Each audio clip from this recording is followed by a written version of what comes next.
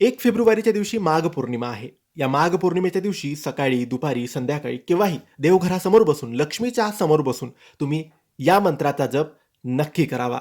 कारण लक्ष्मी मातेच्या समोर बसून या मंत्राचा जप केला तर लक्ष्मी माता प्रसन्न होते आणि पौर्णिमेचा दिवस हा विष्णू आणि लक्ष्मीचा दिवस असतो. माघ पौर्णिमेच्या दिवशी स्नान केलं, दान केलं, तप केलं, जप केलं तर आपल्याला खूप पटीने चांगले लाभ मिळतात. आपले पाप नष्ट होतात आणि सुख समृद्धी घरात नांदते. म्हणून हा दिवस चुकवायचा नाही. घरातच अंघोळ करणार असाल तर गंगाजल टाकून, तुळशीचं पानं टाकून अंघोळ करा किंवा पवित्र नद्यांमध्ये जाऊन अंघोळ करा.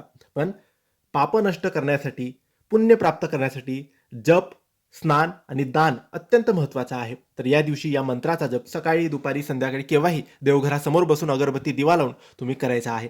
1 माळ या मंत्राचा जप करा. लक्ष्मीच्या समोर बसून करा. हा मंत्र आहे विष्णूचा.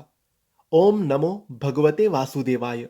ओम नमो भगवते वासुदेवाय. ओम नमो भगवते वासुदेवाय. या मंत्राचा जप 1 माळ तुम्हाला लक्ष्मी मातेच्या समोर बसून करायचा आहे. याने लक्ष्मी माता प्रसन्न होईल, तुमच्या घरावर कृपा करेल आणि सगळं काही मनासारखं होईल, सगळं काही सुखाचं होईल. नक्की करा.